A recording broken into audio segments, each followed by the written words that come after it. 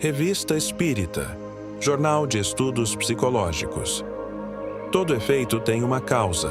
Todo efeito inteligente tem uma causa inteligente. O poder da causa inteligente está na razão da grandeza do efeito. Boletim da Sociedade Parisiense de Estudos Espíritas, resumo das atas. Sexta-feira, 16 de novembro de 1860. Sessão particular. Admissão de 2 novos membros. Comunicações diversas. Primeira, leitura de várias dissertações recebidas fora das sessões. Segunda, Carta do Senhor de Porre, de Marsella, presenteando a sociedade com a segunda edição de seu poema intitulado Urânia. A sociedade agradece ao autor por lhe haver permitido apreciar o seu talento e sente-se feliz por vê-lo aplicar-se às ideias espíritas. Revestindo a forma graciosa da poesia, essas ideias têm um charme que as tornam mais facilmente aceitáveis por aqueles a quem poderia melindrar a severidade da forma dogmática. Terceira, Carta do Senhor L. E fornecendo novos detalhes sobre o espírito batedor e obsessor, do qual a sociedade já se ocupou. Ver o relato mais adiante.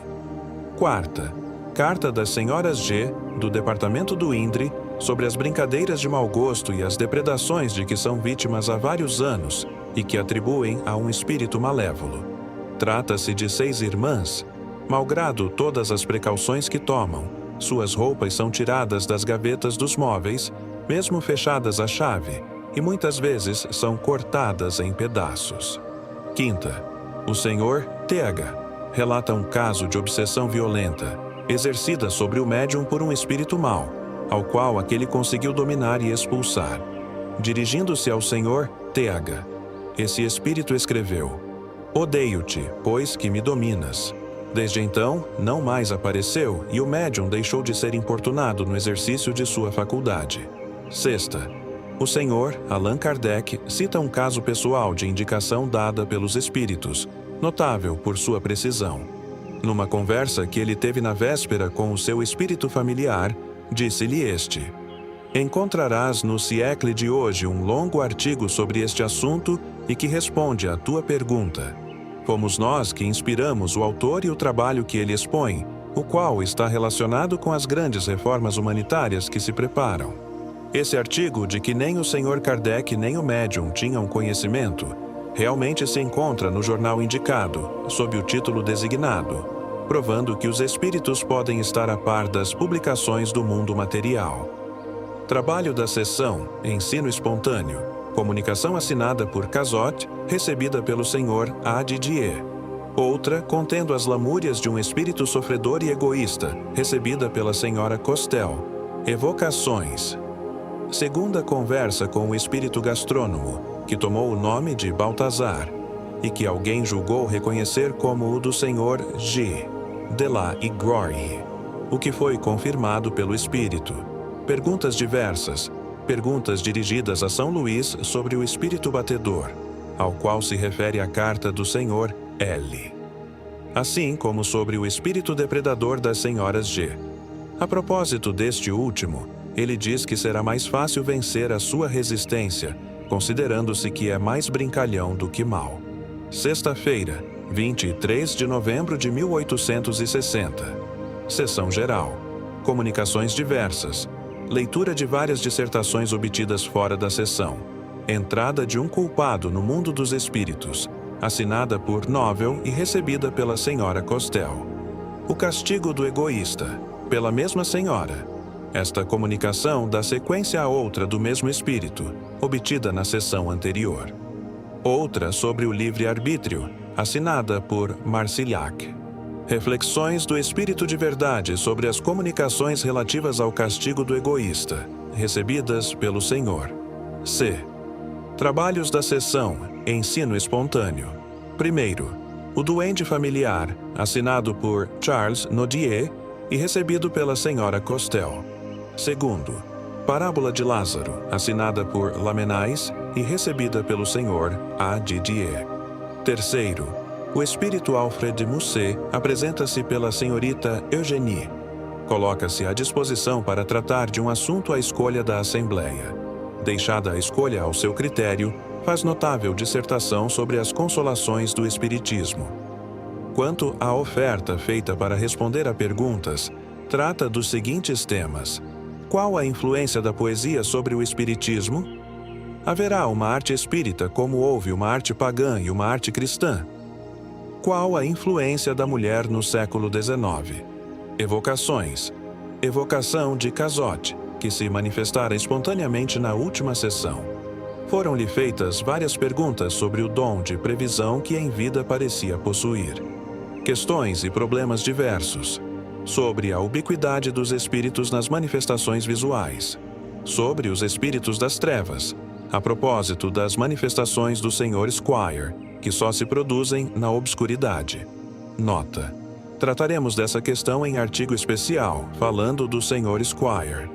O Sr. Jobbard lê 3 encantadoras poesias de sua lavra: A Felicidade dos Mártires, A Ave do Paraíso e A Anexação. Esta última, uma fábula.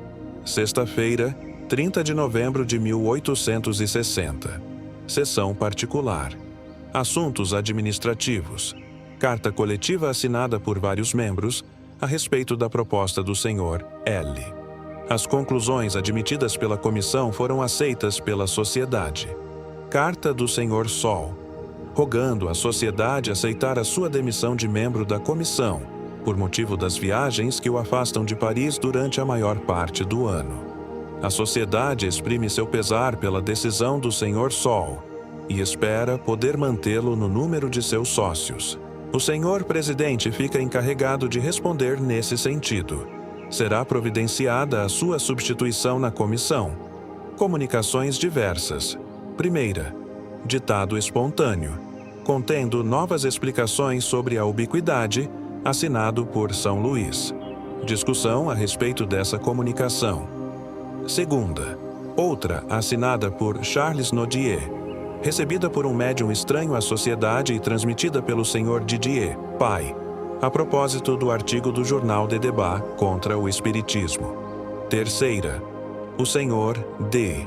é do Departamento de Vienne. Roga insistentemente seja evocado o Sr. Jean-Baptiste D., seu sogro. A sociedade jamais se presta a esses tipos de solicitações quando encerram apenas um interesse privado, sobretudo na ausência das pessoas interessadas e quando estas não são conhecidas diretamente. Entretanto, tendo em vista o caráter honrado e a posição oficial do correspondente, as circunstâncias particulares apresentadas pelo defunto e o ateísmo que este último professou durante toda a vida, pensa a sociedade que tal evocação pode oferecer um proveitoso assunto de estudos. Em consequência, o põe na ordem do dia. Quarta, vários membros relatam um interessante fenômeno de manifestação física de que foram testemunhas. Consiste no levantamento de uma pessoa pela influência mediúnica de 2 jovens de 15 e 16 anos, que, colocando 2 dedos nas travessas da cadeira, a elevam aproximadamente 1 metro, seja qual for o seu peso, do mesmo modo que o fariam com o mais leve dos corpos. Esse fenômeno foi repetido várias vezes, sempre com a mesma facilidade. Dar-lhe-emos a explicação em artigo especial. Quinta, o Sr. Jobbard lê um artigo de sua autoria, intitulado A Conversão de um Campônio. Trabalhos da seção Ensino Espontâneo. Dissertação sobre a ubiquidade, assinada por Channing e recebida pela senhorita Huet. Outra sobre o artigo do Jornal de Debat, assinada por André Chenier e recebida pelo Sr. A. Didier.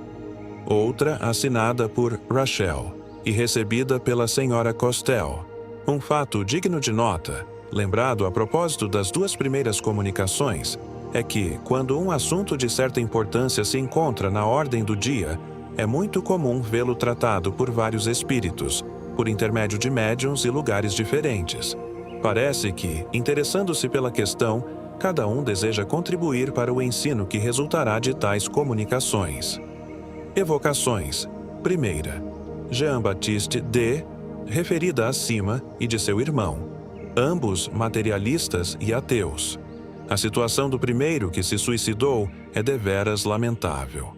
Segunda, evocação do Sr. C. de B., de Bruxelas, a pedido do Sr. Jobard, que o conhecera pessoalmente. Sexta-feira, 7 de dezembro de 1860. Sessão particular. Admissão do Sr. C. Professor em Paris, como sócio livre. Comunicações diversas.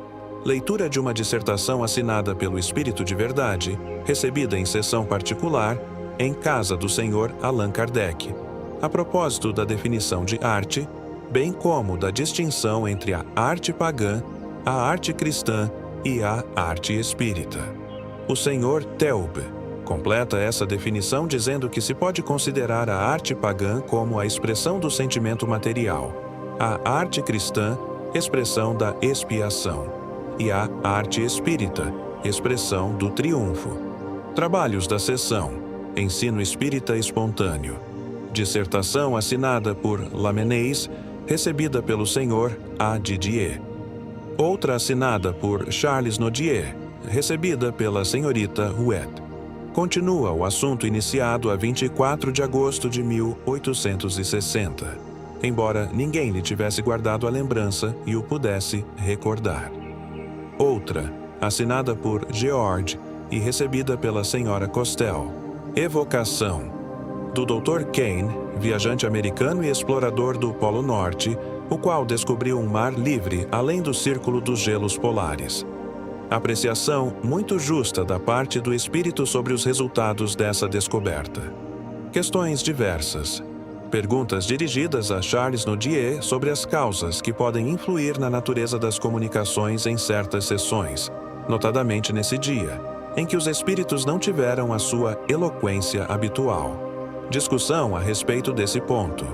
Sexta-feira, 14 de dezembro de 1860. Sessão geral. O Sr. Indermulle, de Berna, presenteia a sociedade com uma brochura alemã publicada em Glaris, em 1855, intitulada A Eternidade Já Não É Segredo, ou as mais evidentes revelações sobre o mundo dos espíritos. Comunicações diversas. Primeira, leitura de uma evocação muito interessante e de várias dissertações espíritas obtidas fora das sessões. Segunda, fato de manifestação visual, relatado pelo Sr. Indermulle na carta que dirigiu à sociedade. Terceira, fato pessoal ocorrido com o Sr. Allan Kardec, e que pode ser considerado como uma prova de identidade do espírito de antigo personagem. A senhorita J. recebeu várias comunicações de João Evangelista, sempre com uma escrita muito característica e completamente diferente da sua caligrafia habitual. Tendo o Sr. Allan Kardec, a pedido seu, evocado aquele espírito por intermédio da Sra. Costel, constatou-se que a escrita tinha exatamente o mesmo caráter da senhorita J., embora a nova médium desconhecesse o fato. Além disso, o movimento da mão tinha uma delicadeza fora do comum, o que constituía, ainda, uma similitude. Enfim, as respostas concordavam em todos os pontos com as que tinham sido dadas por meio da senhorita J. E nada havia na linguagem que não estivesse à altura do espírito evocado. Quarta, notícia remetida pelo Sr. D. sobre um caso notável de visão e de revelação, ocorrido com um agricultor poucos dias antes de sua morte. Trabalhos da sessão, comunicações espíritas espontâneas. Os três tipos, Hamlet, Tartuffe e Dom Juan, assinada por Gérard de Nerval e recebida pelo Sr. A. Didier. Fantasia, assinada por Alfred de Musset e recebida pela Sra. Costel. O Julgamento, assinada por Leão X e recebida pela senhorita Eugenie. Evocação, do agricultor, do qual falamos pouco acima. Ele dá algumas explicações sobre suas visões. Notável particularidade é a ausência absoluta de ortografia e uma linguagem completamente semelhante à da gente do campo. Questões diversas dirigidas a São Luís sobre os fatos relacionados com a evocação tratada acima. O Livro dos Médiuns.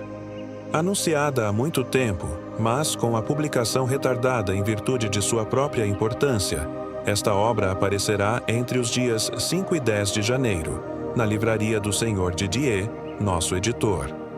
representa o complemento de O Livro dos Espíritos e encerra a parte experimental do Espiritismo, assim como este último contém a parte filosófica.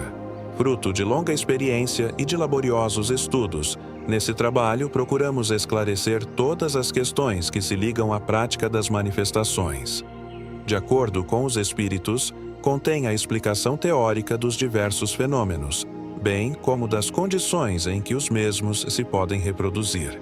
Não obstante, sobretudo a matéria relativa ao desenvolvimento e ao exercício da mediunidade mereceu de nossa parte uma atenção toda especial. O espiritismo experimental é cercado de muito mais dificuldades do que geralmente se pensa, e os escolhos aí encontrados são numerosos. É isso que ocasiona tantas decepções aos que dele se ocupam, sem a experiência e os conhecimentos necessários.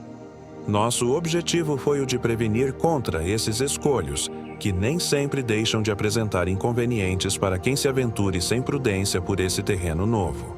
Não podíamos negligenciar um ponto tão capital, e o tratamos com o cuidado que a sua importância reclama. Os inconvenientes quase sempre se originam da leviandade com que é tratado o problema tão sério.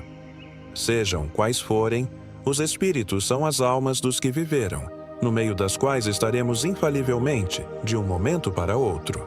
Todas as manifestações espíritas, inteligentes ou não, têm, pois, por objeto, pôr-nos em contato com essas mesmas almas.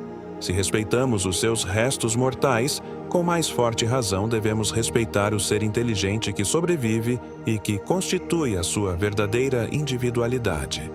Fazer das manifestações uma brincadeira é faltar com o respeito que talvez amanhã reclamaremos para nós mesmos, e que jamais é violado impunemente. O primeiro momento de curiosidade causado por esses estranhos fenômenos já passou. Hoje, que se lhes conhece a fonte, guardemo-nos de profaná-la com brincadeiras descabidas e nos esforcemos por nela aurir o ensinamento apropriado que nos assegurará a felicidade futura. O campo é muito vasto e o objetivo por demais importante para cativar toda a nossa atenção. Até hoje, todos os nossos esforços tenderam para fazer o Espiritismo entrar neste caminho sério.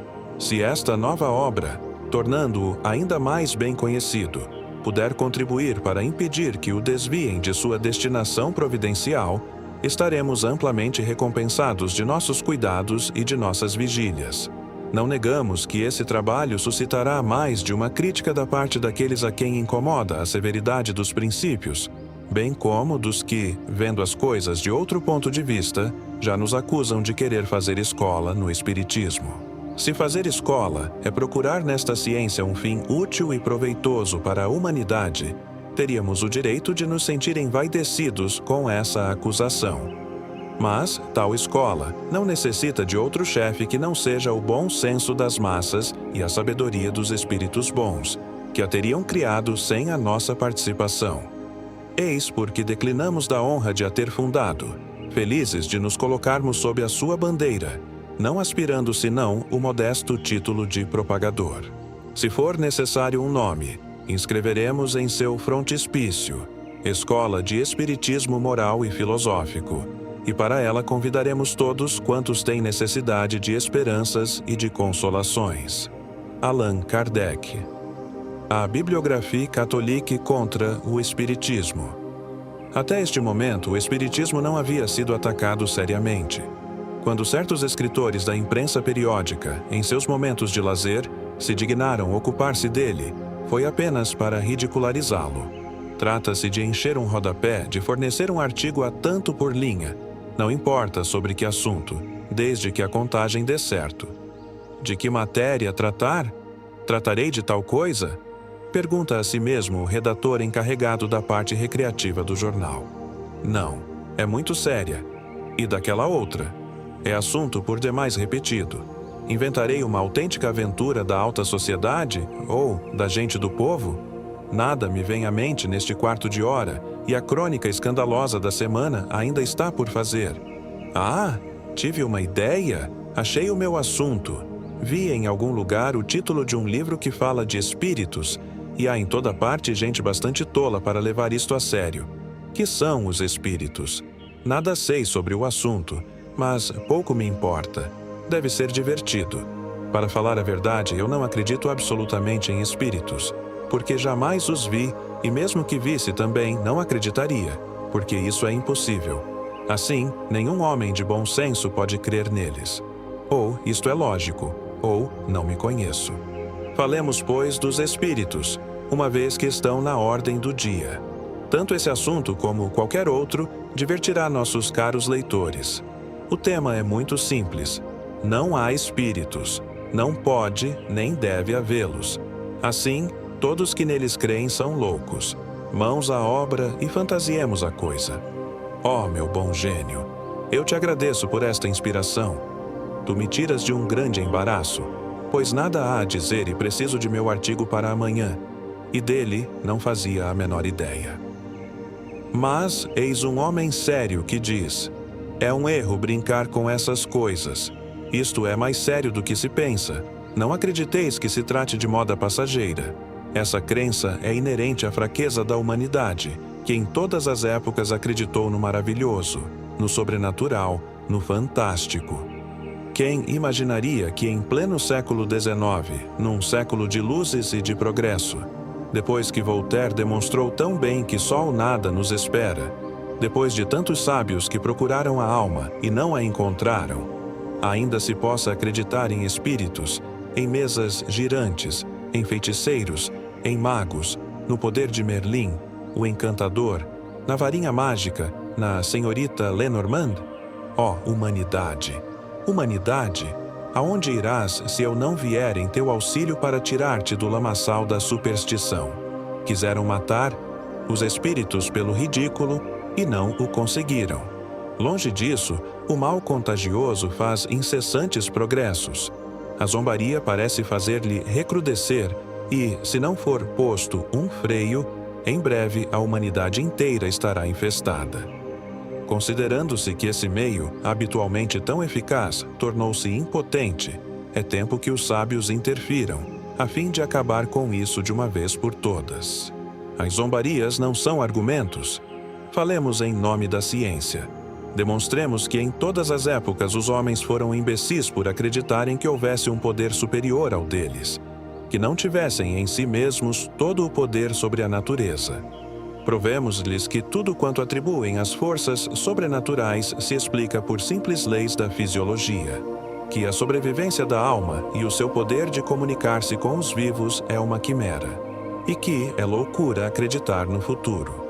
Se, depois de ter digerido 4 volumes de boas razões, eles não se convenceram, não nos restará senão lamentar a sorte da humanidade que, em vez de progredir, retrograda a largos passos para a barbárie da Idade Média e corre para a sua perda. Que o Sr. Figuier possa revelar suas verdadeiras intenções, porquanto seu livro, tão pomposamente anunciado, tão elogiado pelos campeões do materialismo, produziu um resultado diametralmente oposto ao que esperava. Mas eis que surge um novo campeão, que pretende esmagar o espiritismo por outro meio. Trata-se do Sr. George Gandhi, redator da Bibliographie Catholique, atirando-se num corpo a corpo em nome da religião ameaçada. E vejam só, a religião ameaçada por aquilo a que chamais de utopia. Tendes, pois, bem pouca fé em sua força. Acreditais, assim, na sua vulnerabilidade, desde que temeis que as ideias de alguns sonhadores possam abalar os seus fundamentos. Assim, considerais esse inimigo deveras temível, para atacá-lo com tanta raiva e furor. Obtereis resultado melhor que os outros? Duvidamo-lo, já que a cólera é má conselheira. Se conseguirdes amedrontar algumas almas timoratas, não receais acender a curiosidade num maior número de outras? Julgai-o pelo fato seguinte: numa cidade que conta com certo número de espíritas e com alguns grupos íntimos que se ocupam das manifestações, um pregador fez certo dia um sermão virulento contra o que chamava a obra do demônio, pretendendo que só este vinha falar nessas reuniões satânicas, cujos membros estavam todos notoriamente votados à danação eterna. Que aconteceu? Desde o dia seguinte, bom número de ouvintes se pôs em busca das reuniões espíritas, pedindo para ouvir os diabos falarem, curiosos de saber o que lhes diriam. Porque tanto se tem falado que a gente se familiarizou com um nome que já não incute medo. Ora, nessas reuniões eles viram pessoas sérias, honradas, instruídas, orando a Deus, coisa que não faziam desde a primeira comunhão. Pessoas que acreditavam em sua alma, em sua imortalidade, nas penas e recompensas futuras, trabalhando para se tornarem melhores, esforçando-se por praticar a moral do Cristo, não falando mal de ninguém, nem mesmo dos que lhes lançavam anátemas. Então aquelas criaturas compreenderam que se o diabo ensinava tais coisas, é que se havia convertido. Quando os viram tratar respeitosa e piamente com os seus parentes e amigos mortos, que lhes prodigalizava consolação e sábios conselhos, não puderam admitir que tais reuniões fossem sucursais do Sabat, considerando-se que não viam caldeiras, nem vassouras, nem corujas, nem gatos pretos, nem crocodilos, nem livros de magia, nem trípode, nem varinhas mágicas ou quaisquer outros acessórios de feitiçaria, nem mesmo a velha de queixo e nariz aduncos. Também quiseram conversar, um com sua mãe, outro com o filho querido, parecendo-lhes difícil, ao reconhecê-los, que essa mãe e esse filho fossem demônios. Felizes por terem a prova de sua existência e a certeza de se reencontrarem no mundo melhor, perguntaram-se com que objetivo haviam querido amedrontá-los, suscitando-lhes reflexões que jamais tinham imaginado. O resultado é que gostaram mais de ir ali onde encontravam consolações, do que aos locais em que eram amedrontados. Como vimos, esse pregador enveredou por caminho errado, sendo o caso de se dizer: mais vale um inimigo que um amigo incompetente. O senhor George Gandhi espera ser mais feliz. Nós o citamos textualmente para a edificação dos nossos leitores. Em todas as épocas das grandes provas da Igreja e de seus próximos triunfos, houve contra ela conspirações infernais, nas quais a ação dos demônios era visível e tangível. Jamais a teurgia e a magia tiveram mais voga no seio do paganismo e da filosofia, do que no momento em que o cristianismo se espalhava no mundo, para o subjugar.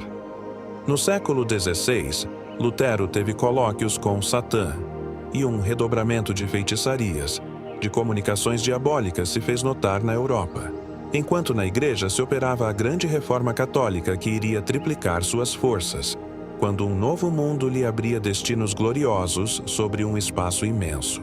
No século XVIII, na véspera do dia em que o Machado dos Carrascos deveria retemperar a Igreja no sangue de novos mártires, a demonolatria florescia no cemitério de Saint-Médard, ao redor das tinas de Mesmer e dos espelhos de Cagliostro. Hoje, na grande luta do catolicismo contra todas as potências do inferno, a conspiração de Satã veio visivelmente em auxílio do filosofismo. O inferno quis dar, em nome do naturalismo, uma consagração à obra de violência e de astúcia, que continua promovendo já há 4 séculos e que se apresta para coroar com uma suprema impostura. Aí reside todo o segredo da pretensa doutrina espírita, amontoado de absurdos, de contradições, de hipocrisia e de blasfêmias, como veremos a seguir, e que tenta, como a última das perfídias, glorificar o cristianismo para o aviltar, espalhá-lo para o suprimir, afetando o respeito pelo divino Salvador, a fim de arrancar na terra tudo o que ele fecundou com seu sangue e substituir o seu reino imortal pelo despotismo dos ímpios devaneios.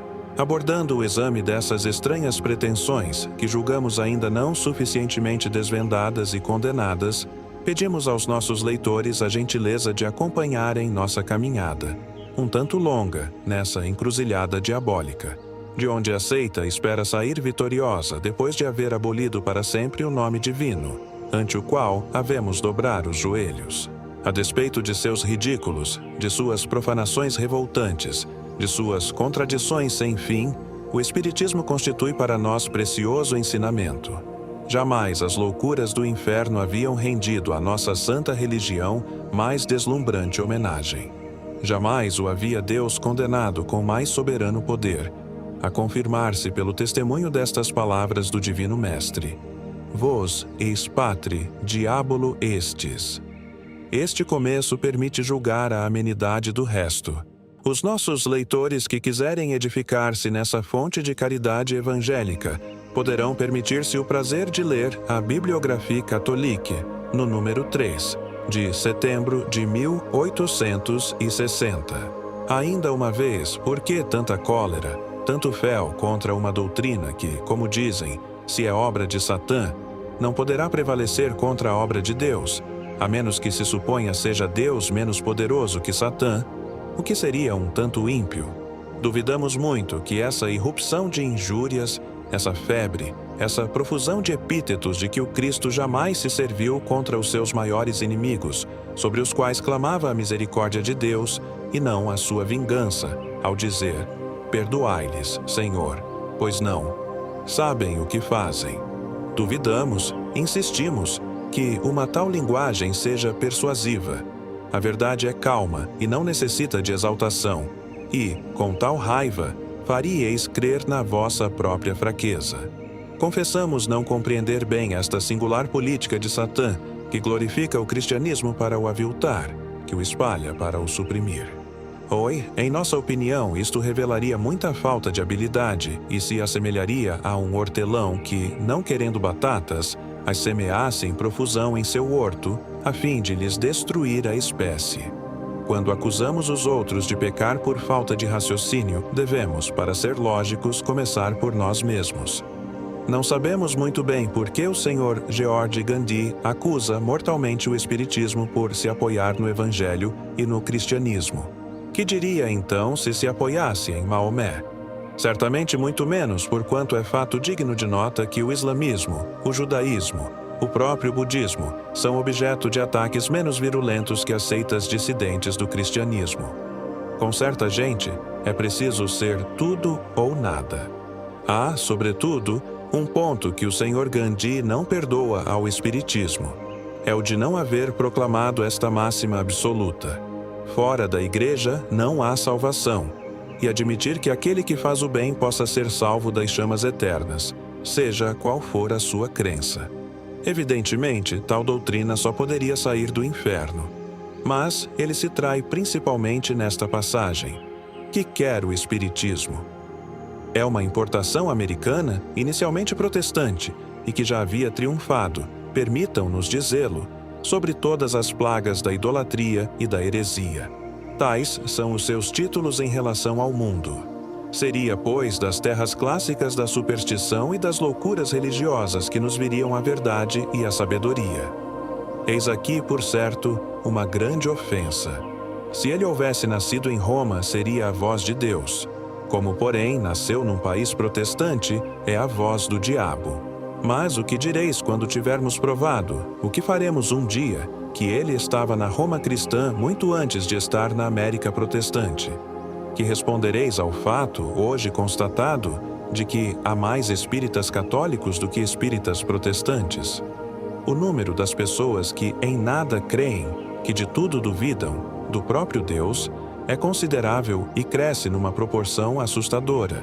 Será por vossas violências, vossos anátemas, vossas ameaças do inferno, vossas declamações furibundas que as reconduzireis? Não, porque são as vossas próprias violências que as afastam. Serão culpados por haverem levado a sério a caridade, a mansuetude do Cristo e a bondade infinita de Deus? Ora, quando elas ouvem os que pretendem falar em seu nome, proferindo ameaças e injúrias, põem-se a duvidar do Cristo, de Deus, de tudo, enfim. O Espiritismo as faz compreender palavras de paz e de esperança. E como lhes pesa a dúvida e sentem necessidade de consolações, atiram-se aos braços do Espiritismo, porque preferem aquilo que sorri às coisas que apavoram. Então, creem em Deus, na missão do Cristo e na sua divina moral. Numa palavra, de incrédulos e indiferentes, tornam-se crentes. Foi isto que ultimamente levou um padre respeitável a responder a uma de suas penitentes que o consultava sobre o Espiritismo. Nada acontece sem a permissão de Deus. Ora, Deus permite essas coisas para reavivar a fé que se extingue. Se houvera empregado outra linguagem, talvez a tivesse afastado para sempre.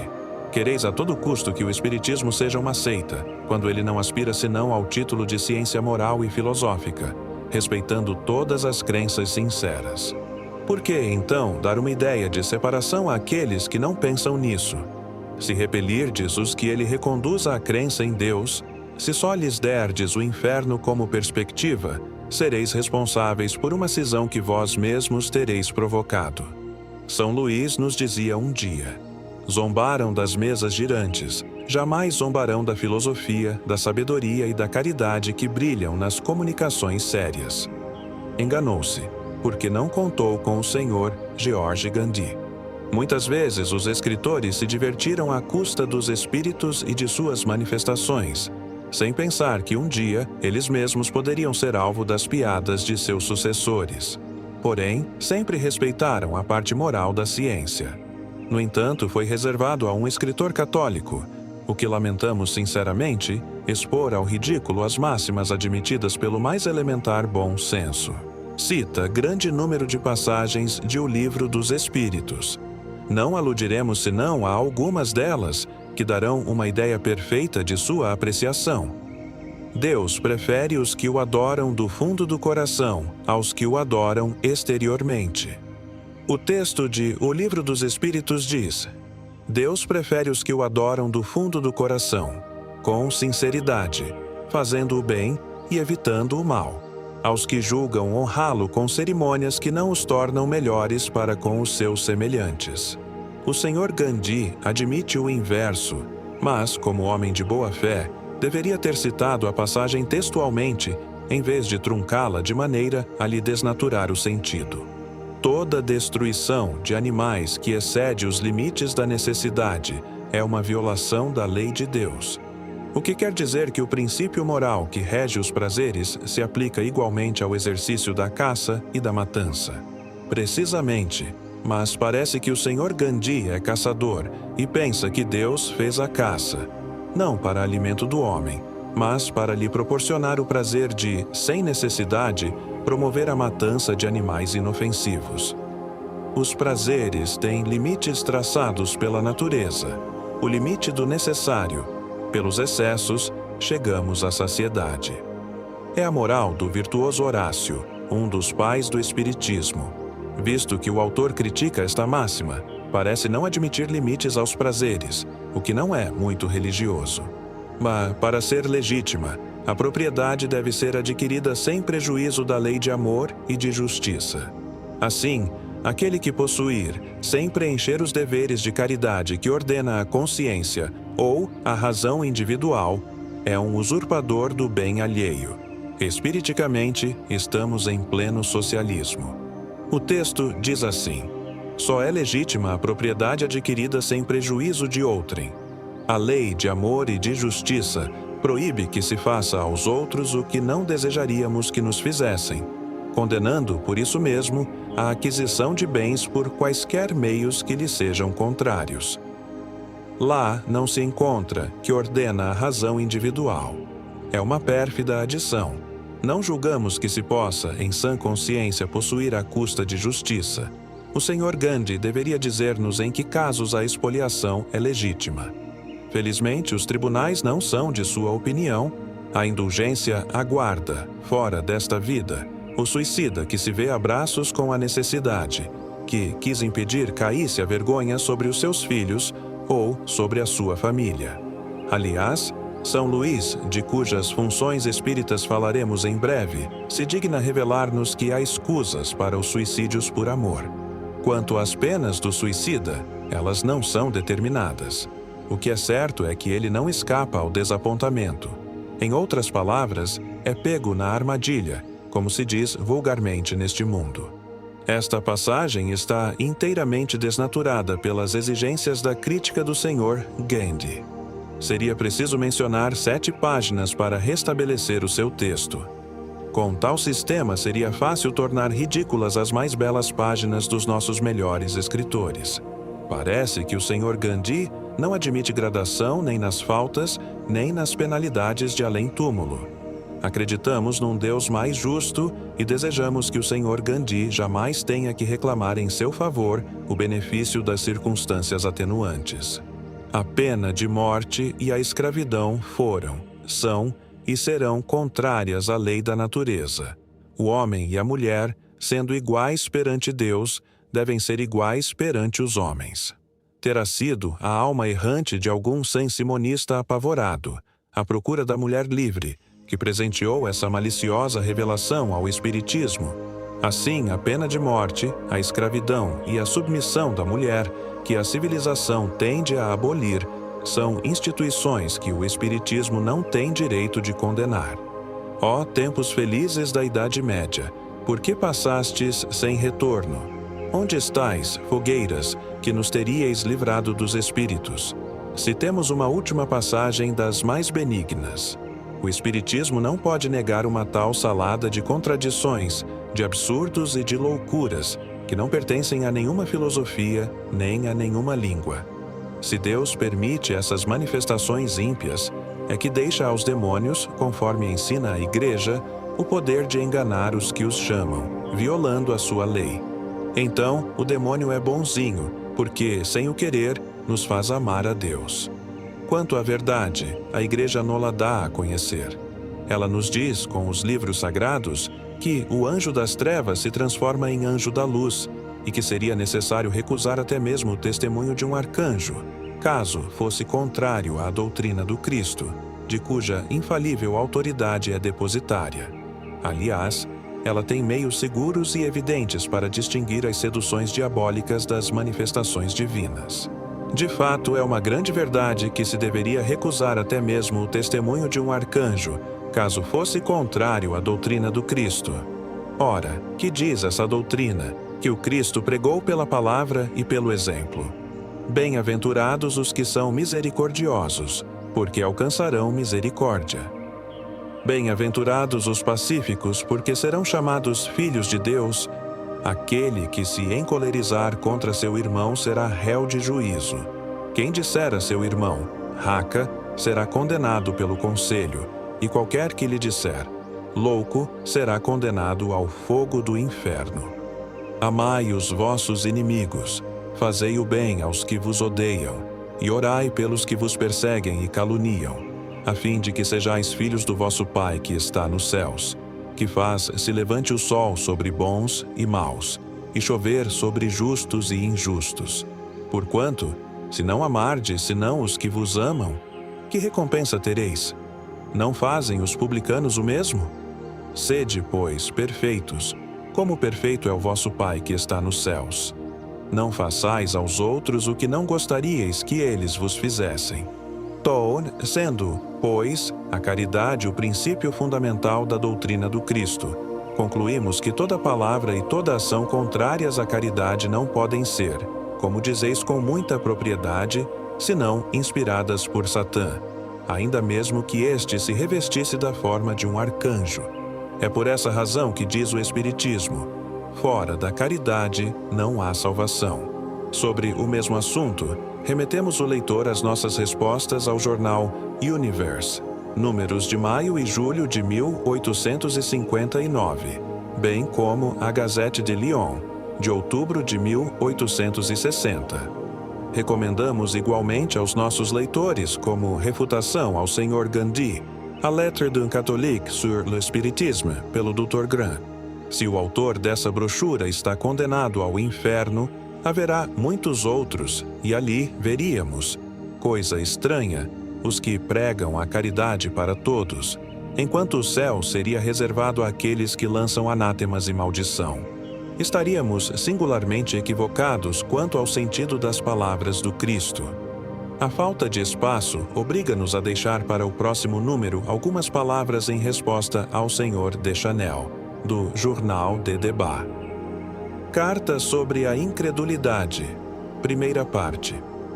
Um dos nossos colegas, o Sr. Canu, outrora muito imbuído dos princípios materialistas, e que o Espiritismo levou a uma apreciação mais sadia das coisas, acusava-se de ter se feito propagandista de doutrinas que hoje considera subversivas da ordem social.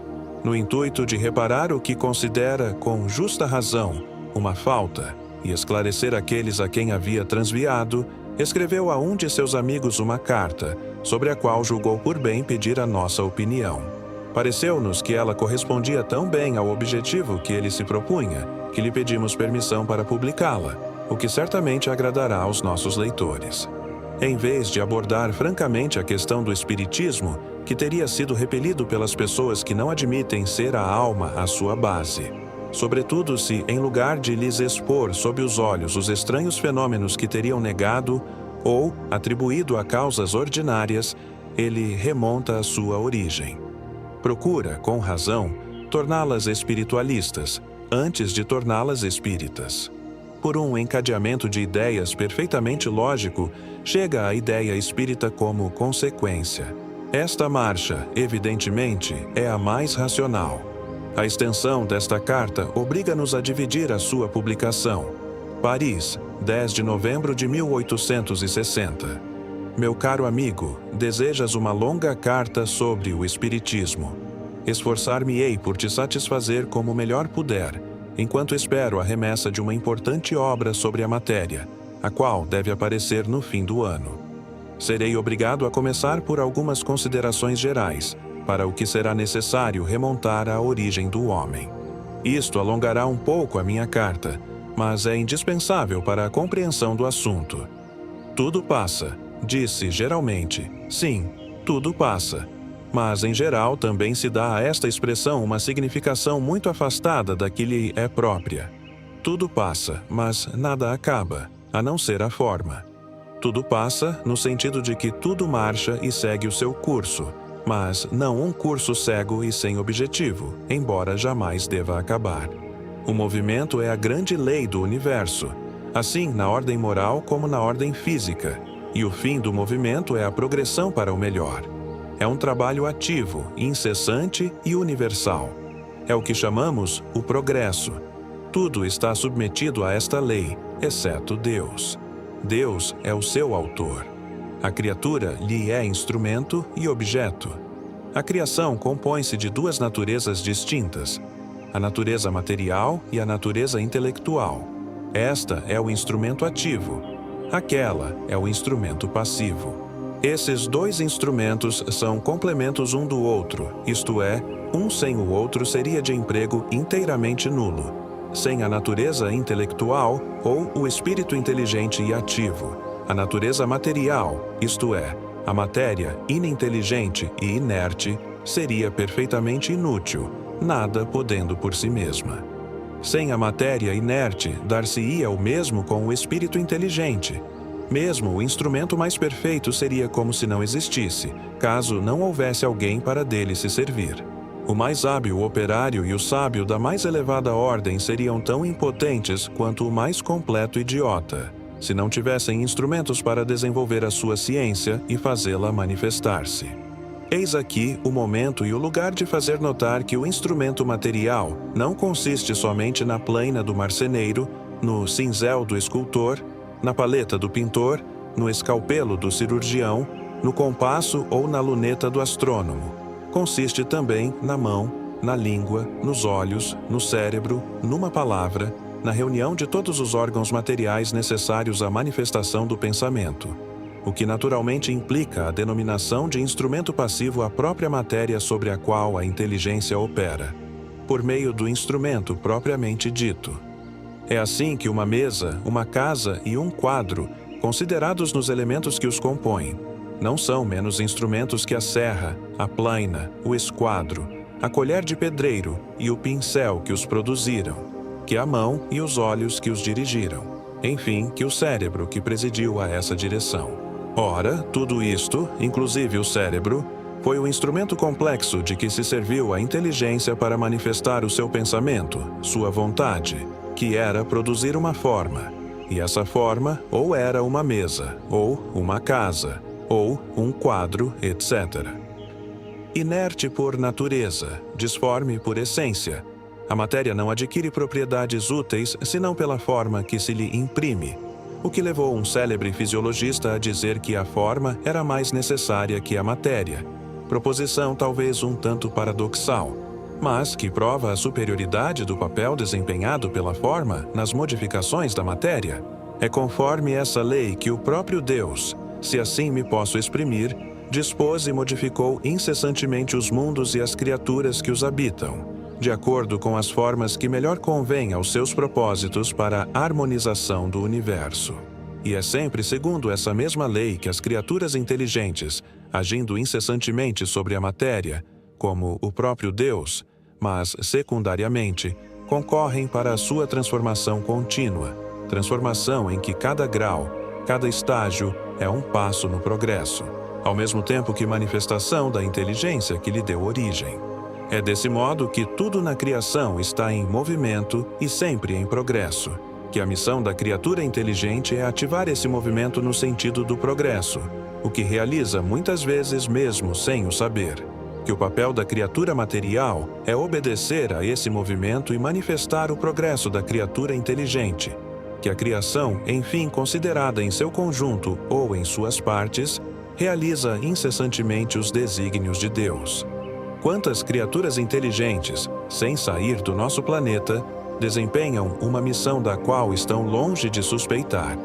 E confesso que, de minha parte, ainda há bem pouco tempo eu era desse número. Nem por isso me sentiria constrangido em deixar aqui algumas palavras sobre a minha própria história. Haverás de perdoar-me essa pequena digressão, que pode ter seu lado útil.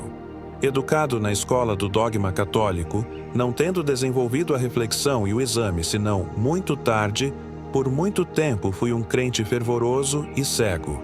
Por certo, não o esqueceste. Mas sabes também que mais tarde caí no excesso contrário. Da negação de certos princípios que minha razão não podia admitir, concluí pela negação absoluta. Sobretudo, me revoltava o dogma da eternidade das penas. Eu não podia conciliar a ideia de um Deus, que me diziam infinitamente misericordioso, com a de um castigo perpétuo por uma falta passageira. O quadro do inferno, suas fornalhas, suas torturas materiais me parecia ridículo e uma paródia do Tártaro dos pagãos. Recapitulei minhas impressões de infância e lembrei-me de que, por ocasião da minha primeira comunhão, diziam-nos que não havia necessidade de orar pelos danados, porque isso de nada lhe serviria. Aquele que não tivesse fé era votado às chamas, bastando uma dúvida sobre a infalibilidade da Igreja para se ser condenado às penas eternas, que o próprio bem que fizéssemos aqui não nos poderia salvar, considerando-se que Deus colocava a fé acima das melhores ações humanas. Essa doutrina me tornara impiedoso, endurecendo-me o coração. Olhava os homens com desconfiança e, a mais leve falta, eu cria ver ao meu lado um condenado de quem devia fugir como da peste, e ao qual, em minha indignação, eu teria recusado um copo de água, dizendo-me a mim mesmo que Deus lhe recusaria ainda mais. Se ainda houvesse fogueiras, eu teria empurrado para elas todos os que não tivessem a fé ortodoxa, fosse ainda o meu próprio pai. Nesse estado de espírito, eu não podia amar a Deus. Tinha medo dele.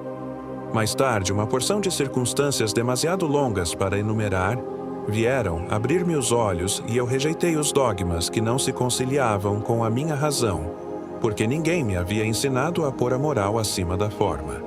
Do fanatismo religioso, caí no fanatismo da incredulidade, a exemplo de tantos companheiros de infância. Não entrarei em detalhes, que nos levariam muito longe. Apenas acrescentarei que, depois de haver perdido durante 15 anos a doce ilusão da existência de um Deus infinitamente bom, poderoso e sábio, da existência e da imortalidade da alma, enfim, hoje encontro de novo, não uma ilusão, mas uma certeza tão completa quanto a de minha existência atual, quanto a de te escrever neste momento. Eis, meu amigo, o grande acontecimento de nossa época, o grande acontecimento que nos é dado ver realizar-se em nossos dias, a prova material da existência e da imortalidade da alma. Voltemos ao fato, mas para te fazer melhor compreender o Espiritismo, vamos remontar à origem do homem, não nos detendo nesse assunto por muito tempo.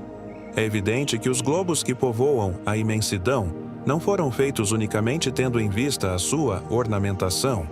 Tem também uma finalidade útil, ao lado da agradável, a de produzir e alimentar os seres vivos materiais, que são instrumentos apropriados e dóceis a essa multidão infinita de criaturas inteligentes que povoam o espaço e que são, definitivamente, a obra-prima, ou melhor, o objetivo da criação, pois que só elas têm a faculdade de conhecer, admirar e adorar o seu autor.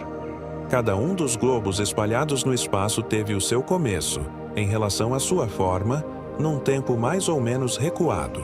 Quanto à idade da matéria que o compõe, é um segredo que não nos importa aqui conhecer, uma vez que a forma é tudo para o objeto que nos ocupa.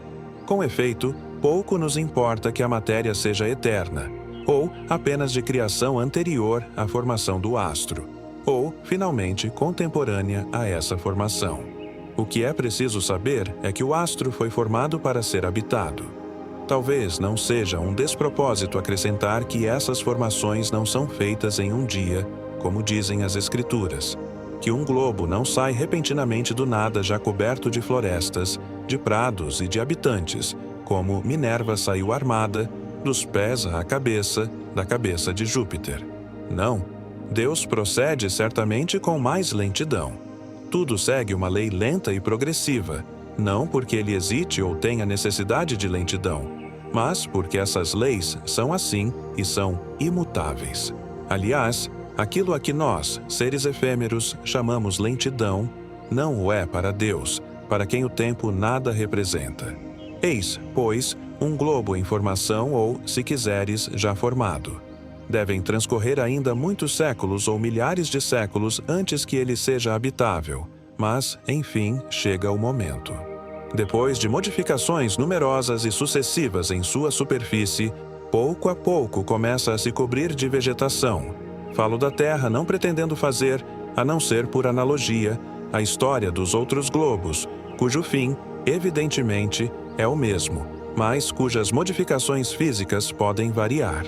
Ao lado da vegetação aparece a vida animal, uma e outra na sua maior simplicidade, pois, sendo esses dois ramos do reino orgânico necessários um ao outro, fecundam-se mutuamente, alimentam-se reciprocamente, elaborando de comum acordo a matéria inorgânica, para torná-la cada vez mais apropriada à formação de seres sempre mais perfeitos, até que ela tenha atingido o ponto de poder produzir e alimentar o corpo, que deve servir de habitação e de instrumento ao ser por excelência, isto é, ao ser, e de intelectual que dele deve servir-se, que, por assim dizer, o espera para manifestar-se, pois sem ele não poderia fazê-lo.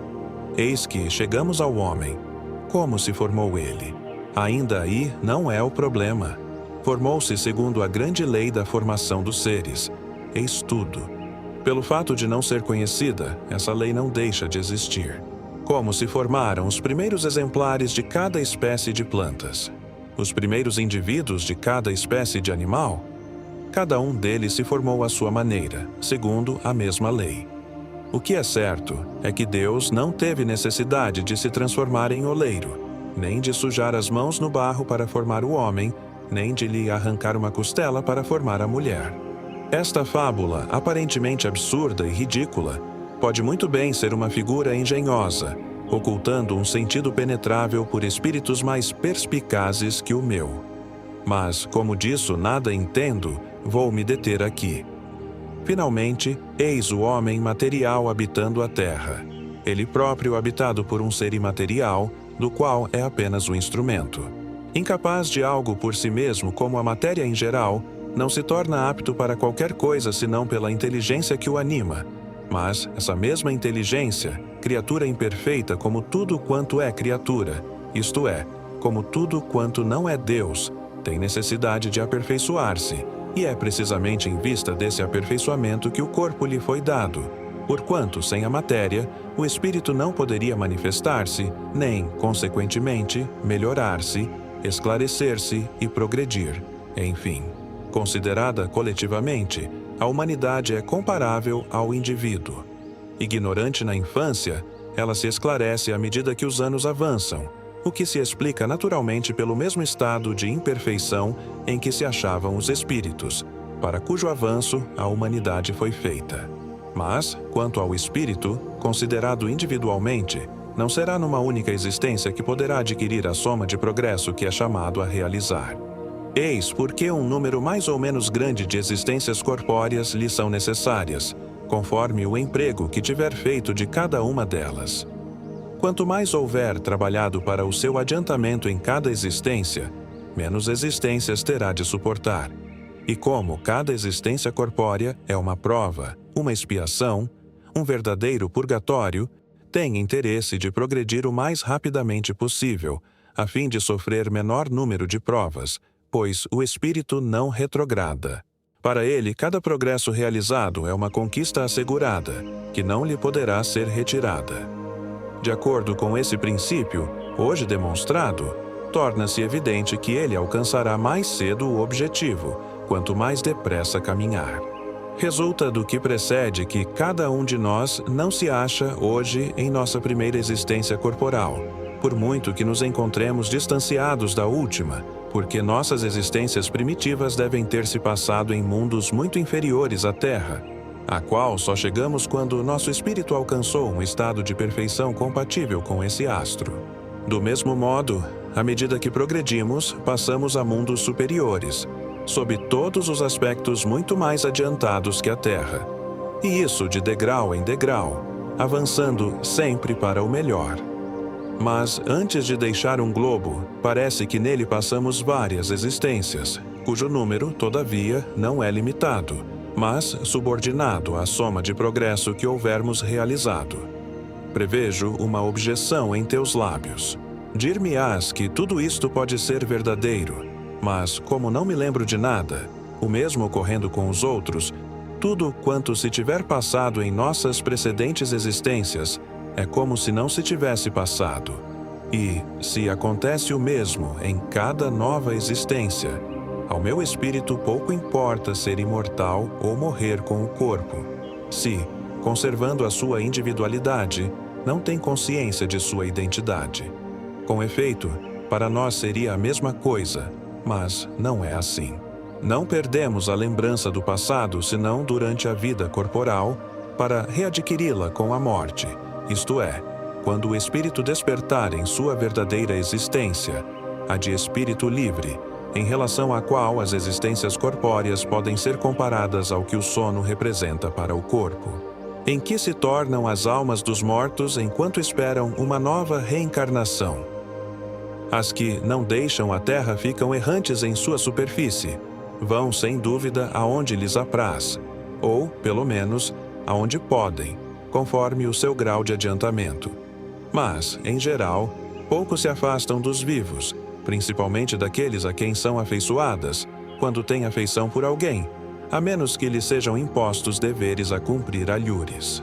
Estamos, pois, em todos os momentos, cercados por uma multidão de espíritos conhecidos e desconhecidos, amigos e inimigos, que nos veem, nos observam e nos ouvem.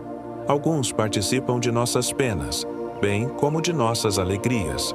Outros sofrem com os nossos prazeres ou gozam com as nossas dores, enquanto outros, finalmente, mostram-se indiferentes a tudo, exatamente como acontece na Terra, entre os mortais, cujas afeições, antipatias, vícios e virtudes são conservados no outro mundo. A diferença é que os bons desfrutam na outra vida de uma felicidade desconhecida na Terra, o que se compreende muito bem. Não têm necessidades materiais a satisfazer, nem obstáculos do mesmo gênero a ultrapassar. Se viveram bem, isto é, se nada têm ou pouco têm a se censurar em sua última existência corporal, gozam em paz o testemunho de sua consciência e do bem que fizeram. Se viveram mal, se foram maus, como lá estão a descoberto, não podem mais dissimular sob o envoltório material, sofrendo a presença daqueles a quem ofenderam, desprezaram e oprimiram, bem como a impossibilidade em que se encontram de subtrair-se aos olhares de todos. Sofrem, finalmente, pelo remorso que os corrói, até que o arrependimento os venha a aliviar, o que acontece mais cedo ou mais tarde, ou que uma nova encarnação os afaste, não às vistas de outros espíritos, mas às próprias vistas, tirando-lhes momentaneamente a consciência de sua identidade. Desse modo, perdendo a lembrança do passado, sentem-se aliviados. Mas também é, para eles, o momento em que começa uma nova prova. Se dela tiverem a sorte de sair melhorados, gozarão o progresso realizado. Se não se melhorarem, reencontrarão os mesmos tormentos, até que, finalmente, se arrependam ou aproveitem uma nova existência. Há outro gênero de sofrimento, o experimentado pelos piores e mais perversos espíritos. Inacessíveis à vergonha e ao remorso, estes não sentem os seus tormentos, embora seus sofrimentos sejam ainda mais vivos, porquanto, sempre inclinados ao mal, mas impotentes para fazê-lo, sofrem de inveja ao ver os outros mais felizes ou melhores que eles próprios, ao mesmo tempo sofrendo a raiva de não poderem saciar o seu ódio e entregar-se a todas as suas más inclinações. Estes sofrem muito, mas, como te disse, sofrerão apenas enquanto não se melhorarem, ou, em outros termos, até o dia em que melhorarem. Muitas vezes não preveem esse termo, são tão maus, tão enceguecidos pelo mal, que não suspeitam a existência, ou a possibilidade da existência de um melhor estado de coisas, não imaginando, consequentemente, que seu sofrimento deve acabar um dia. É isso que os torna insensíveis ao mal e lhes agrava os tormentos.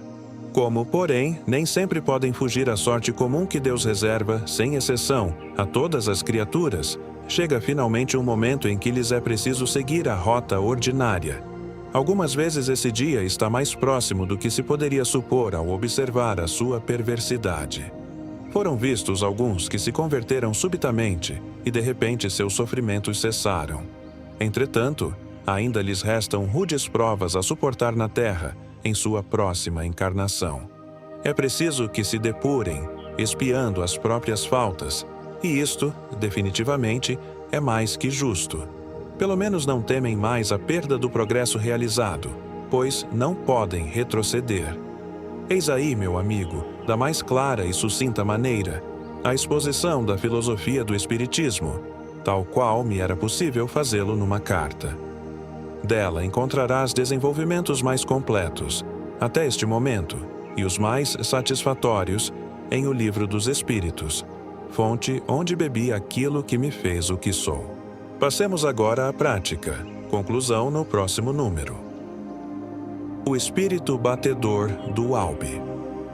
Um dos nossos assinantes transmite-nos detalhes muito interessantes sobre manifestações que ocorreram, e ainda ocorrem, numa localidade do departamento do Albe, cujo nome silenciaremos, mesmo considerando que a pessoa em cuja casa se dão esses fenômenos não se preocupa absolutamente em ser assaltada pela visita de numerosos curiosos. E apesar dessas manifestações barulhentas já lhe terem produzido vários dissabores. Aliás, nosso correspondente relata como testemunha ocular, e nós o conhecemos bastante para saber que ele é digno de confiança. Extraímos as passagens mais interessantes de seu relato.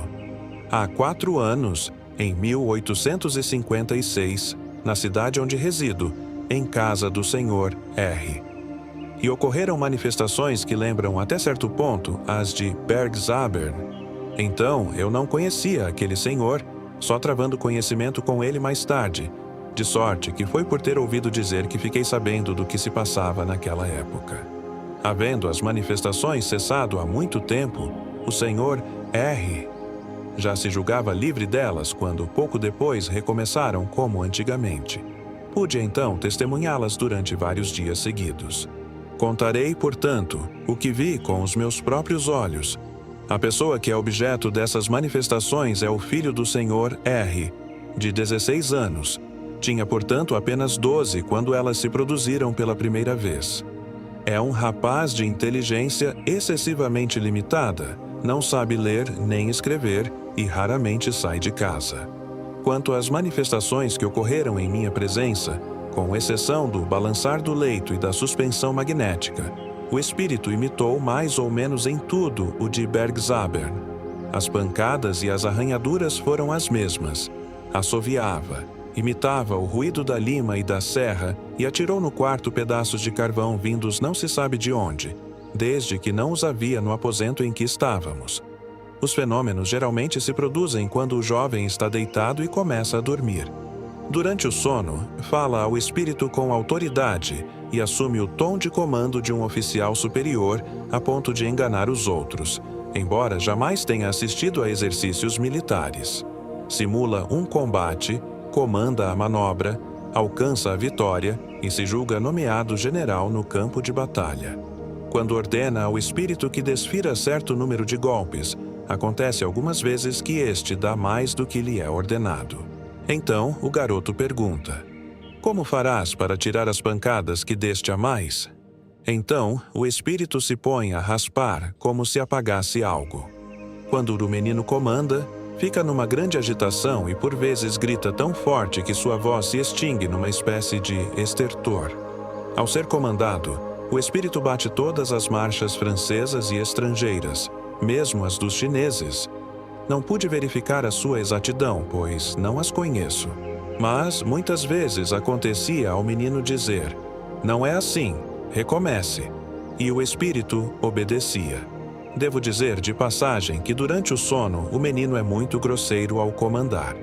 Numa noite em que eu assistia a uma dessas cenas, já havia 5 horas que o filho R se achava em grande agitação. Tentei acalmá-lo por meio de alguns passes magnéticos, mas logo se tornou furioso e revolveu todo o leito. No dia seguinte, deitou-se à minha chegada e, como de costume, dormiu ao cabo de alguns minutos. Então as pancadas e arranhaduras começaram. De repente disse ao espírito: "Vem cá, eu vou te adormecer." E, para grande surpresa nossa, magnetizou-o, apesar da resistência do espírito que parecia recusar-se. Pelo menos é o que pude depreender da conversa que eles tiveram juntos. Depois o despertou, desmagnetizando-o como o teria feito um magnetizador profissional. Percebi então que dava a impressão de recolher muito fluido, que me lançou, apostrofando-me e injuriando-me. Ao despertar, não guardava nenhuma recordação do que havia ocorrido. Longe de se atenuarem, os fatos se agravam cada vez mais de modo aflitivo, para a exasperação do espírito, que por certo teme perder o domínio que exerce sobre o rapaz.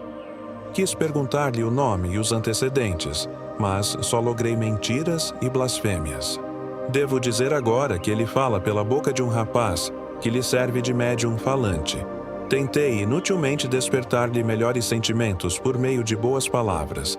Respondeu-me que a prece não exerce o menor poder sobre ele, que tentou se elevar até Deus, mas só encontrou gelo e nevoeiro. Então me chama de beato e, quando oro mentalmente, observo que se torna furioso e dá golpes redobrados. Diariamente traz objetos muito volumosos, ferro, cobre, etc. Quando lhe pergunto onde os obtém, responde que os toma das pessoas desonestas. Se lhe dou lições de moral, enfurece-se. Uma noite me disse que enquanto eu viesse, ele quebraria tudo, e que não iria embora antes da Páscoa. Depois me cuspiu no rosto. Tendo perguntado por que se ligava dessa forma ao jovem R, respondeu: "Se não fosse ele, seria outro." O próprio pai não está livre dos assaltos desse espírito malfazejo. Muitas vezes é interrompido em seu trabalho porque é batido, puxado pelas roupas em todas as direções e mesmo beliscado até sangrar. Fiz o que pude, mas os recursos já chegam ao fim. Acrescento que é tanto mais difícil obter bons resultados quanto é certo que o senhor e a senhora R, apesar do desejo de livrar-se do espírito, que lhes ocasionou verdadeiros prejuízos e são obrigados a trabalhar para viver, não me auxiliam, pois sua fé em Deus não tem grande consistência. Omitimos uma porção de detalhes que só serviriam para corroborar o que relatamos. Todavia, dissemos o bastante para mostrar que se pode dizer desse espírito, como de certos malfeitores, que é da pior espécie. Na sessão da Sociedade, de 9 de novembro último, foram dirigidas a São Luís as seguintes perguntas a respeito. Pergunta primeira: teríeis a bondade de dizer-nos alguma coisa sobre o espírito que obsidia o jovem R? Resposta: a inteligência desse rapaz é das mais fracas. Quando o espírito se apodera dele, fica completamente alucinado, tanto mais quanto mais mergulhado no sono. Não exercendo a razão nenhum domínio sobre o seu cérebro, deixa-se obsidiar por esse espírito turbulento? Pergunta segunda. Pode um espírito relativamente superior exercer sobre outro espírito uma ação magnética e paralisar suas faculdades? Resposta. Um espírito bom nada pode sobre outro, a não ser do ponto de vista moral, jamais fisicamente. A fim de paralisar pelo fluido magnético, terá de agir sobre a matéria, e o espírito não é matéria semelhante ao corpo humano. Pergunta terceira. Como, então, pretende o jovem R magnetizar o espírito e fazê-lo adormecer? Resposta. Ele assim o julga, e o espírito se presta à ilusão. Pergunta quarta. O pai deseja saber se não haveria um meio de se desembaraçar desse hóspede importuno e se o filho ainda estaria sujeito a essa prova por muito tempo. Resposta. Quando o rapaz estiver acordado, será necessário que evoquem, junto com ele, os espíritos bons, a fim de o pôr em contato com estes, e por esse meio, afastar os maus que o obsidiam durante o sono. Pergunta quinta. Poderíamos agir assim, evocando, por exemplo, esse espírito, a fim de moralizá-lo, ou, quem sabe, o próprio espírito do rapaz? Resposta.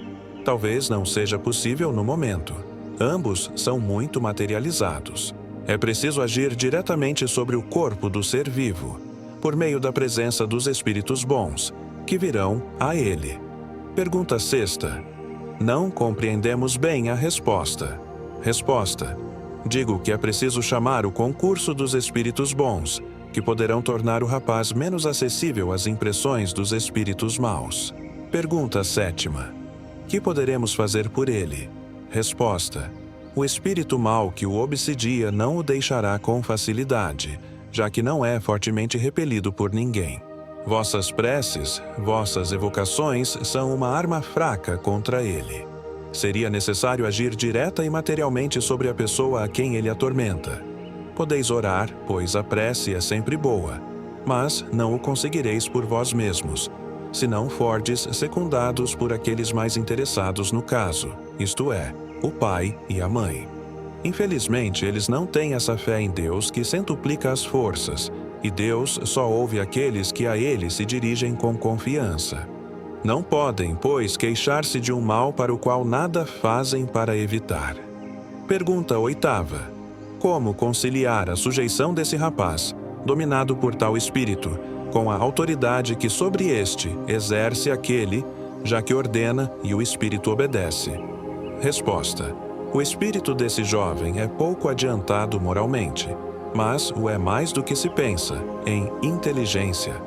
Em outras existências abusou de sua inteligência, não dirigida para um fim moral, mas, ao contrário, para objetivos ambiciosos. Agora se encontra em punição num corpo que não lhe permite dar livre curso à inteligência, e o espírito mau aproveita a sua fraqueza. Este se deixa levar por questões de somenos importância, porque sabe que o jovem é incapaz de lhe ordenar coisas sérias. Ele o diverte. A terra está repleta de espíritos assim, em punição em corpos humanos. Eis porque nela há tantos males e dos mais variados tipos. Observação. A observação vem apoiar esta explicação. Durante o sono, o jovem demonstra uma inteligência incontestavelmente superior à de seu estado normal, o que prova um desenvolvimento anterior, porém reduzido a estado latente sob esse envoltório grosseiro. Somente nos momentos de emancipação da alma, nos quais não sofre tanto a influência da matéria, é que sua inteligência se manifesta, ocasião em que exerce também uma espécie de autoridade sobre o ser que o subjuga. Mas, voltando ao estado de vigília, suas faculdades se aniquilam sob o envoltório material que as comprime. Não está aí um ensino moral prático? Alguém manifesta o desejo de evocar esse espírito, mas nenhum dos médiuns presentes se interessa em servir-lhe de intérprete. A senhorita Eugenie, que também havia mostrado repugnância, tomou de repente o lápis num movimento involuntário e escreveu: Primeira, não queres? Pois sim, tu escreverás. Certamente pensas que não te dominarei. Eis-me aqui. Mas não te espantes tanto. Farei com que vejas minha força. Nota: nesse momento, o espírito faz a médium dar um grande murro na mesa e quebrar vários lápis. Segunda: já que estais aqui, dizei por que motivo vos ligastes ao Filho do Senhor. R. Resposta: seria preciso, creio, que eu vos fizesse confidências. Antes de tudo, sabei que tenho grande necessidade de atormentar alguém. Um médium sensato me repeliria. Apego-me a um idiota que não me opõe nenhuma resistência. Terceira. Nota: alguém argumenta que, malgrado esse ato de covardia, esse espírito não deixa de ter inteligência. Ele responde sem que lhe tenham perguntado diretamente. Resposta: um pouco. Não sou tão tolo quanto pensais. Quarta: que éreis quando vivo? Resposta: não era grande coisa. Um homem que fez mais mal do que bem e que é cada vez mais punido. Quinta: já que sois punido por ter feito mal, deveríeis compreender a necessidade de fazer o bem. Não desejais melhorar? Resposta: se quiserdes auxiliar-me, eu perderia menos tempo. Sexta: não pedimos mais que isso, mas é necessário que tenhais vontade. Orai conosco, isto vos ajudará. Resposta: aqui o espírito dá uma resposta blasfema. Sétima: basta, não queremos ouvir mais. Esperávamos despertar em vós alguns sentimentos bons. Foi com esse objetivo que vos chamamos. Mas, desde que só respondeis à nossa benevolência com palavras vis, podeis retirar-vos. Resposta: aqui esbarra a vossa caridade. Porque pude resistir um pouco. Vejo que essa caridade logo para. É que não valeis mais do que eu. Sim, poderíeis moralizar-me mais do que pensais, se soubesseis dar provas disso. Primeiro no interesse do idiota que sofre, do pai que não se assusta muito e finalmente no meu, se assim vos agrada. Oitava: dizei vosso nome, a fim de que possamos chamá-lo. Resposta: meu nome pouco importa. Chamai-me, se quiserdes, o espírito do jovem idiota. Nona: se vos quisermos fazer calar é porque dissestes uma palavra sacrílega. Resposta: o Senhor chocou-se. Para saber o que há na lama é preciso revolvê-la. Décima: alguém diz: esta imagem é digna do espírito, é ignóbil. Resposta: quereis poesia, moço? Ei-la. Para conhecer o perfume da rosa é preciso cheirá-la. 11ª: já que dissestes que vos poderíamos auxiliar a vos tornardes melhor, um dos senhores presentes se oferece para vos instruir. Quereis atendê-lo quando vos evocar? Resposta: antes de tudo, quero ver se me convém. Depois de alguns instantes de reflexão, acrescenta: sim, irei. 12ª: por que o filho do senhor R se enfurecia quando o senhor L queria magnetizá-lo? Resposta: não era ele que se encolerizava, era eu. 13ª: por quê? Resposta: não tenho nenhum poder sobre esse homem, razão porque não posso suportá-lo. Ele quer arrebatar-me aquele que tenho sob o meu domínio, e isso não admito. 14ª: deveis perceber à vossa volta espíritos mais felizes que vós. Sabeis por quê? Resposta: sei muito bem. Eles são melhores do que eu. 15ª: compreendeis então que, se em vez de fazer o mal, fizesseis o bem, seríeis feliz como eles?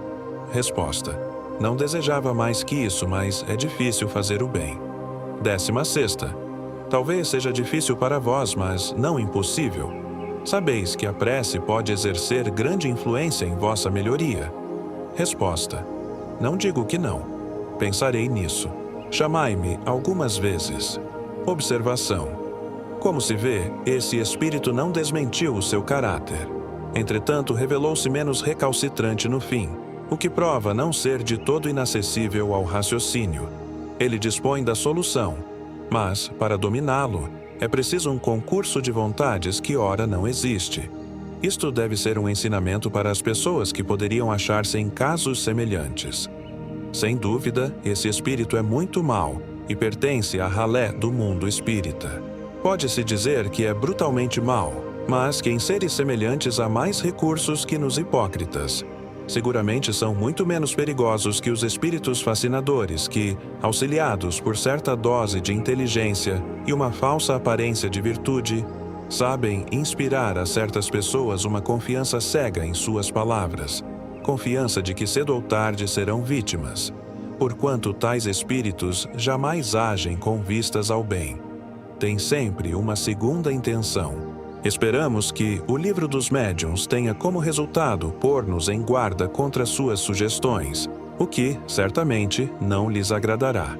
Mas, como é fácil de ver, tão pouco nos inquietamos com a sua má vontade quanto com a dos espíritos encarnados, que eles podem excitar contra nós. Os espíritos maus, tanto quanto os homens, não veem com bons olhos aqueles que, desmascarando as suas torpezas, lhes tiram os meios de fazer o mal. Ensino espontâneo dos espíritos ditados, recebidos ou lidos na sociedade por vários médiuns. Os 3 tipos, médium, Sr. Alfred Didier. Há no mundo 3 tipos que serão eternos. Esses 3 tipos, grandes homens os pintaram tais quais eram em seu tempo, e adivinharam que existiriam sempre. Esses 3 tipos são, inicialmente, Hamlet, que diz para si mesmo, "To be or not to be, that is the question." Depois Tartuffe, que resmunga preces enquanto medita no mal. Por fim, Dom Juan, que a todos diz, "Não creio em nada." Molière achou sozinho 2 desses tipos. Aviltou Tartuffe e fulminou Dom Juan. Sem a verdade, o homem fica na dúvida como Hamlet, sem consciência como Tartuffe, sem coração como Dom Juan. E Hamlet está em dúvida, é verdade, mas procura, é infeliz. A incredulidade o acabrunha, suas mais doces ilusões se afastam cada vez mais, e esse ideal, essa verdade que ele persegue, cai no abismo como Ofélia, e fica perdida para sempre. Então enlouquece e morre como um desesperado. Mas Deus o perdoará, porque teve coração, amou e foi o mundo que lhe roubou aquilo que queria conservar. Os outros 2 tipos são atrozes, porque egoístas e hipócritas, cada um a seu modo. Tartuffe toma a máscara da virtude, o que o torna odioso. Dom Juan em nada crê, nem mesmo em Deus, só acredita em si mesmo. Jamais tivestes a impressão de ver, nesse famoso símbolo que é Dom Juan e na estátua do Comendador, o ceticismo diante das mesas girantes? O corrompido espírito humano frente à sua mais brutal manifestação? Até o presente o mundo não viu nele senão uma figura inteiramente humana. Credes que não se deve neles ver e sentir algo mais? Como o gênio inimitável de Molière não teve nessa obra o sentimento do bom senso dos fatos espirituais, como o tinha sempre dos defeitos deste mundo. Gérard de Nerval-Cazotte, médium, Sr. Alfred Didier. É curioso ver surgir, no meio do materialismo, uma reunião de homens de boa fé para propagar o espiritismo.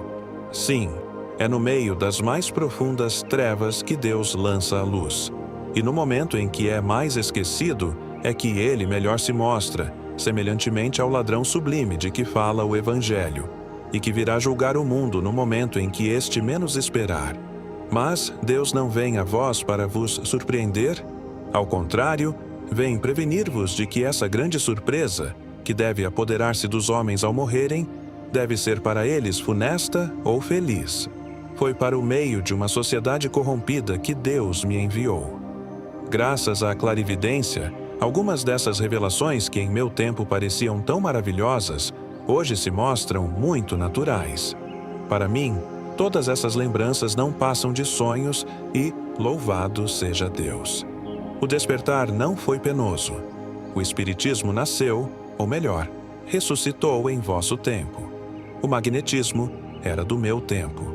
Crede que as grandes luzes precedem os grandes clarões.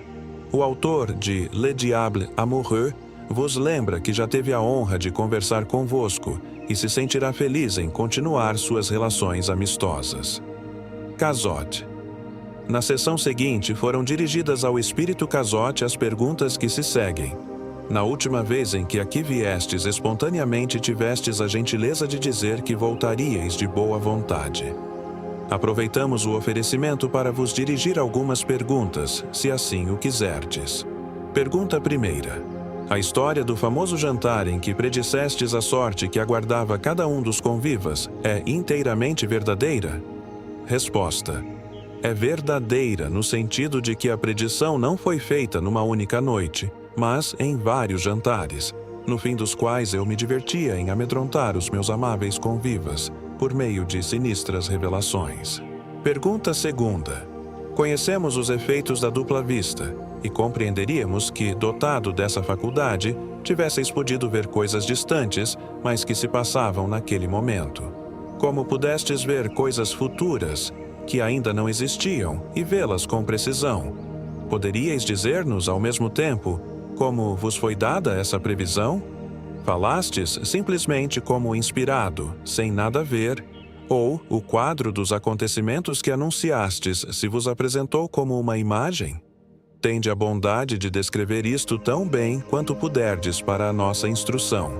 Resposta. Há na razão do homem um instinto moral que o impele a predizer certos acontecimentos. É verdade que eu era dotado de uma clarividência extraordinária, mas sempre humana, para os acontecimentos que então se passaram.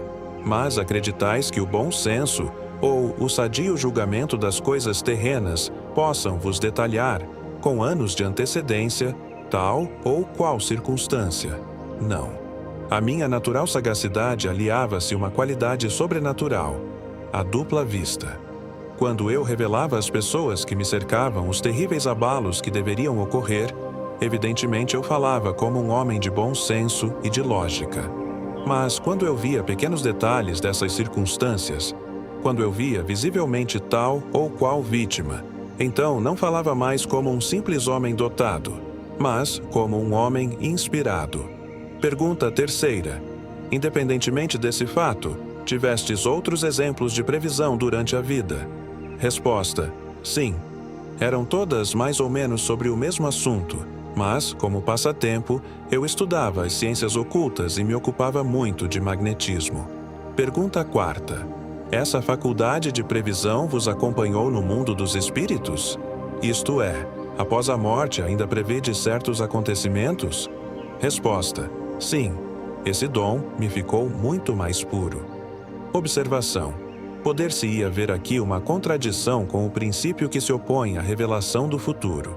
Com efeito, o futuro nos é oculto por uma lei muito sábia da providência, considerando-se que tal conhecimento prejudicaria o nosso livre-arbítrio, levando-nos a negligenciar o presente pelo futuro. Além disso, por nossa oposição, poderíamos entravar certos acontecimentos necessários à ordem geral. Mas, quando essa comunicação nos pode impelir a facilitar a realização de uma coisa, Deus pode permitir a sua revelação, nos limites designados por sua sabedoria. A voz do anjo da guarda, médium, senhorita Rued. Todos os homens são médiums. Todos têm um espírito que os dirige para o bem, quando sabem escutá-lo.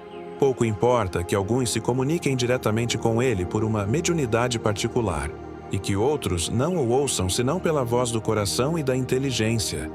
Nem por isso deixará de ser o seu espírito familiar que os aconselha. Chamai o espírito, razão, inteligência. É sempre uma voz que responde à vossa alma e vos dita boas palavras, só que nem sempre as compreendeis.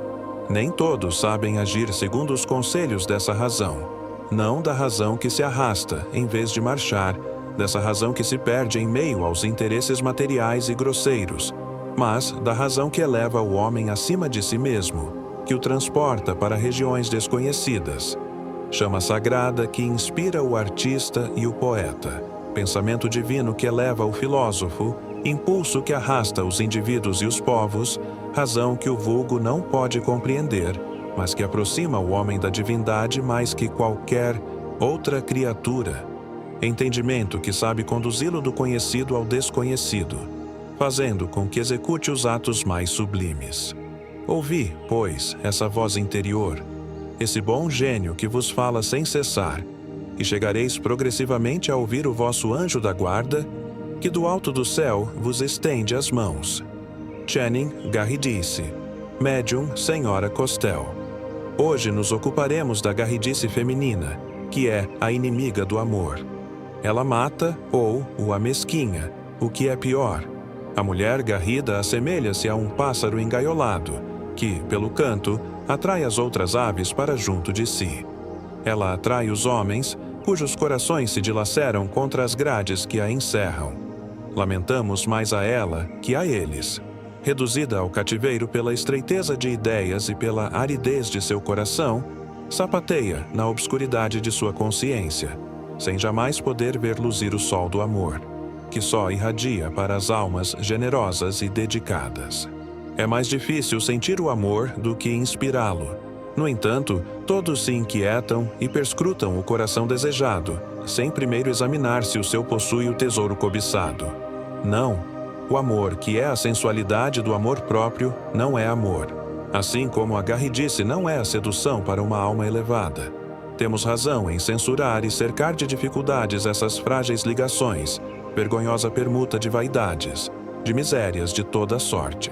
O amor fica alheio a essas coisas, do mesmo modo que o raio não fica maculado pelas imundícies que ele ilumina. Insensatas são as mulheres que não compreendem que sua beleza e sua virtude representam o amor em seu abandono, no esquecimento dos interesses pessoais e na transmigração da alma que se entrega inteiramente ao ser amado. Deus abençoa a mulher que carregou o jugo do amor e repele aquela que fez desse precioso sentimento um troféu à sua vaidade, uma distração à sua ociosidade, ou uma chama carnal que consome o corpo, deixando vazio o coração. George Allan Kardec.